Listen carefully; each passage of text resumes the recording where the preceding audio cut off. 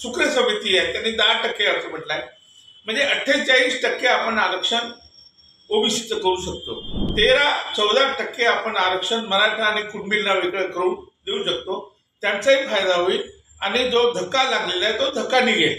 धक्का तसाच राहिला आणि उगीच आपण ओबीसीला धक्का लागू नये, धक्का अरे लागला त्याचं काय, त्याबद्दल छगन भुजबळ साहेब कधीच बोलले नाही. छगन भुजबळ यांनी जी भूमिका घेतली आरक्षणाच्या विरोधात मराठ्यांच्या आणि जे आंदोलन उभं केलं त्यामुळे प्रचंड असं नुकसान ओबीसीत झालेलं आहे.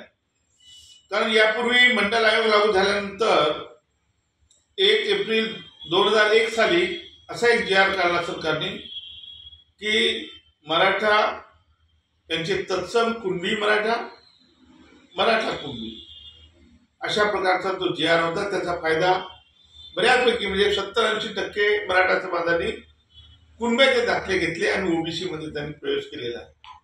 आणि त्यामुळे अनेक राजकीय आरक्षण, शिक्षणाचं आरक्षण आणि नोकरीमधलं आरक्षण त्यांचा पूर्णपणे ओबीसीला धक्का लागलेला आहे.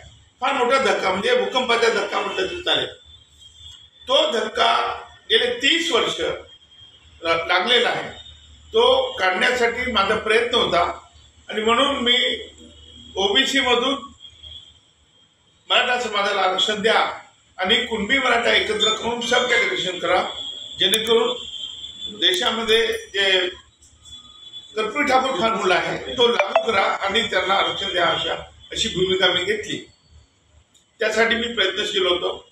मध्यंतरी कर्पूरी आपल्या एम्पिरिकल डाटा आपल्याला मिळाला.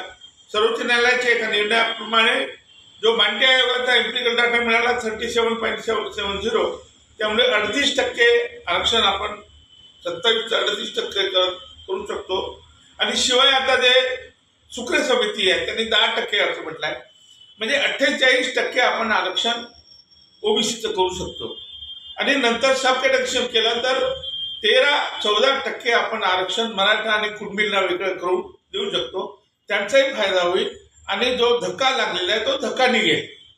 मग जो धक्का लागलेला होता तो धक्का तसाच राहिला आणि उगीच आपण ओबीसीला धक्का लागू नये, धक्का अरे लागला त्याचं काय, त्याबद्दल छगन भुजबळ साहेब कधीच बोलले नाही.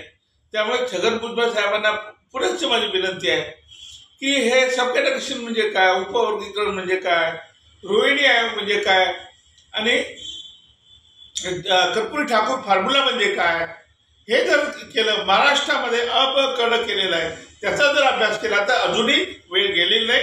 अजूनही आपण मराठ्यांना ओबीसी मधून आरक्षण देऊ शकतो आणि ओबीसीला धक्का लागणार नाही.